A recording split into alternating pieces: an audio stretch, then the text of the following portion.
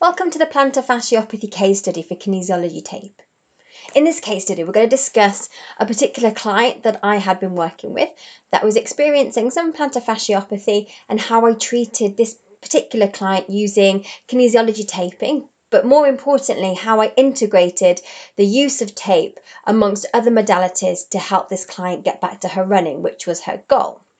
So let's begin going through her SOAP notes. So the subjective notes for my client. So she's a 30-year-old personal trainer, and she was experiencing some localized pain within the plantar fascia area. So she felt it slightly more towards the heel in both feet, but right was more prominent than the left. She noticed it first thing in the morning and also when she was running. Now, she's a real big exerciser. She's actually a personal trainer. So she was exercising around 6 times a week. And within her sessions, she would do a combination of strength and conditioning or CrossFit, yoga. She's a keen climber and also runner as well. The reason that she's running a lot more is she wants to complete a half marathon in March. And she's been struggling to get her mileage up because of the pain that she's been experiencing. Alongside working with myself, she's also been working with a physiotherapist that specialises in climbing injuries, as she's had a right shoulder injury for a long time, and the diagnosis from the physio is that she has an injury to the first rib, so she's currently been working with him to rehab that. She's also been experiencing some historic pain in her right knee and hip, which comes and goes. Alongside that, she's been on a big fitness journey for the last 5 years, and in the process has lost lots of weight and increased her training from cardio and strength training. So now already we can start building a picture of how her body is feeling, and there is a lot of things that have been happening or the pain she's been experiencing more so on her right side than her left side.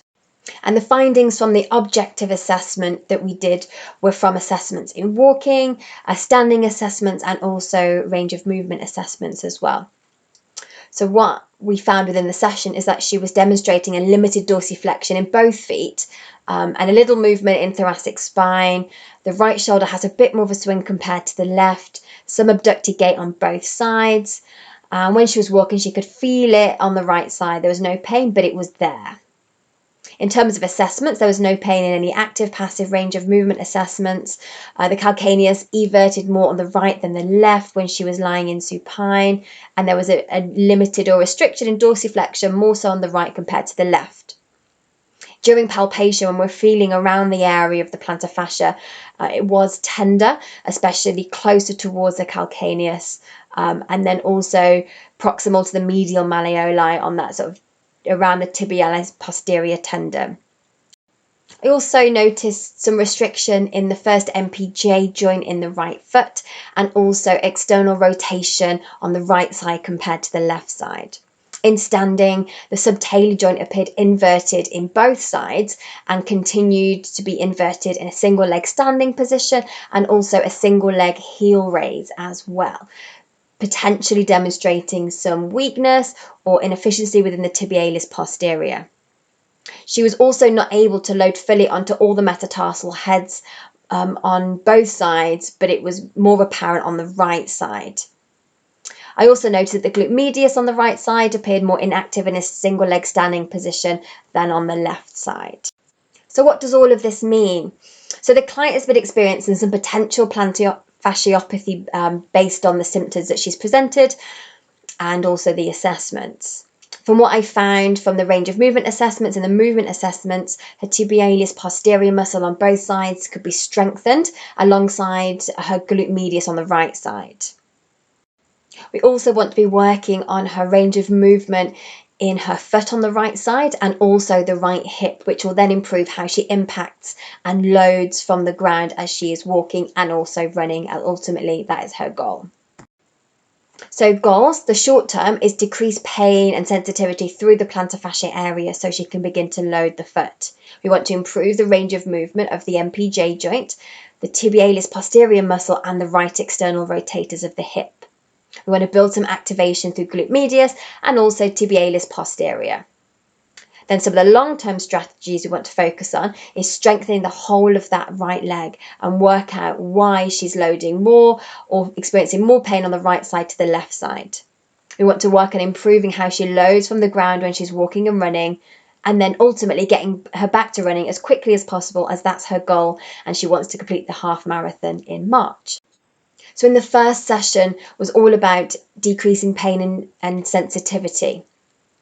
We used some soft tissue strategies to help ease this through from the plantar fascia right through to the hip, and then also some kinesiology taping for the plantar fascia to desensitize the area.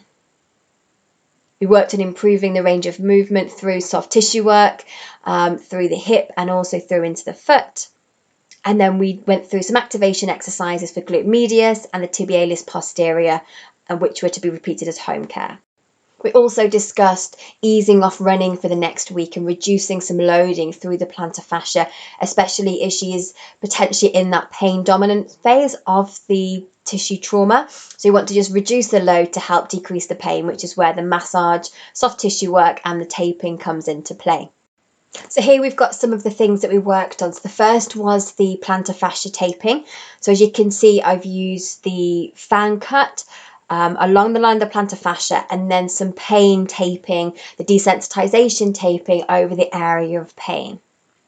And then a couple of images of some of the exercises that I gave to my client.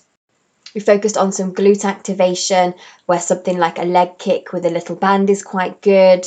And then we also focused on strengthening and activating tibialis posterior using the ball just below the malleoli, adding that heel raise, and then bringing in an inversion of the calcaneus to strengthen the tibialis posterior. Session 2 was about 2 weeks later, and what we noticed was that the pain had decreased quite substantially around the plantar fascia area in the morning. She could still feel it when she was walking for long periods of time, but it was definitely better. She ran the day before the treatment, so she could feel it, but it definitely wasn't as bad as before, so that's a good sign. During the reassessment, we found there was still some pain on palpation, but it had decreased in that localized area from session 1. In the standing exercises that we repeated, the glute medius is still activating more on the left than the right, but it's definitely better. And again, the tibialis posterior has improved a little in strength. So there's definitely been some changes from first session to second session. So in the second treatment, we focused on improving that range of motion again through the soft tissue work and mobility. We also use some activation taping for tibialis posterior just to help increase the activation through those muscles when she is running, and then prescribed slightly different and more challenging exercises for both tibialis posterior and also hip strength. And as her pain was decreasing, we started to think about how she can gradually increase her load in her running really gently over a longer period of time, but also referring back to the pain scale to not overload the tissue too much. And since I'd prepared these slides in advance, I actually heard from my client recently, and she was able to run 12K this week pain-free. So that's over sort of 5-6 weeks worth of 2 treatments and then home care exercise. So she's able to run now for longer pain-free. So as you can see from this case study, by using kinesiology taping in conjunction with the soft tissue work, with mobility, range of movement assessments, with rehab exercises, we're able to help this client get back into her running. And like with everything, taping on its own doesn't really do that much, but together with other things, it can have a big impact.